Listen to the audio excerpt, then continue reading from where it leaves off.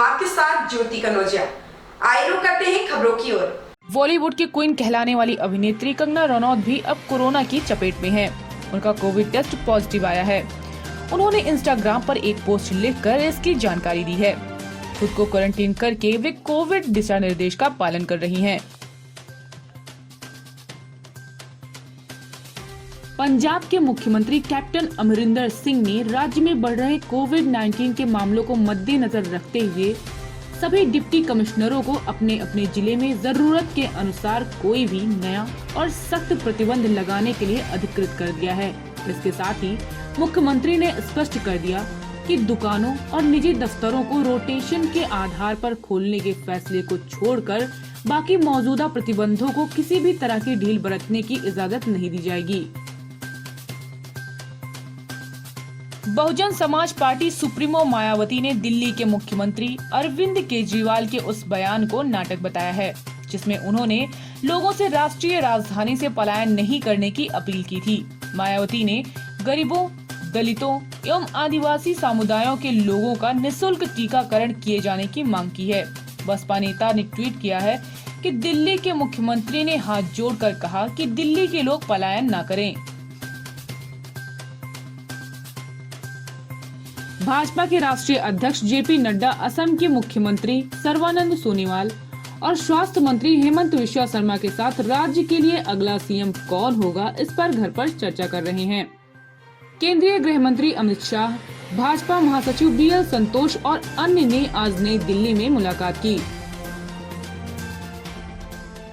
महाराष्ट्र के औरंगाबाद में corona virus संक्रमण के 988 नए मामले सामने आने के बाद जिले में अब तक संक्रमित हुए लोगों की कुल संख्या बढ़कर 1,30,836 हो गई है। एक अधिकारी ने बताया कि संक्रमण से 26 और मरीजों की मौत हो जाने के कारण कुल मृतक संख्या बढ़कर 2,709 हो गई है। उन्होंने बताया कि संक्रमण के ये मामले और मौत की ये संख्या शुक्रवार को सामने आई है।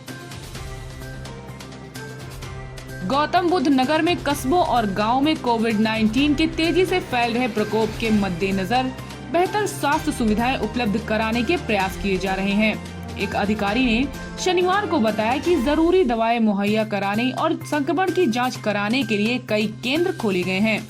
मुख्य चिकित्सा अधिकारी डॉक्टर दीपक अहोरी ने बताया कि ग्रामीण क्षेत्रों में स्वास्थ्य सुविधाएं बेहतर की जा रही हैं, जिसके तहत दवाइयां एवं ऑक्सीजन उपलब्ध कराने के साथ कोविड-19 जांच के लिए कई केंद्र खोले गए हैं।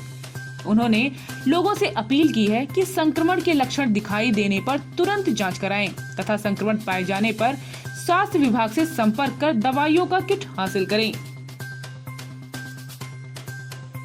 राष्ट्रीय स्वयंसेवक संघ ने पश्चिम बंगाल में चुनाव बाद हिंसा की निंदा करते हुए शुक्रवार को कहा कि चुनाव परिणाम के तुरंत बाद राज्य में अनियंत्रित तरीके से हुई राज्यव्यापी हिंसा न केवल निंदनीय है बल्कि पूर्ण नियोजित है तथा लोकतंत्र की मूल भावना के विपरीत भी है। पश्चिम बंगाल में 2 मई को विधानसभा चुनाव परिणाम घोषित होने के बाद हिंसा की अनेक घटनाओं की खबरें सामने आई हैं।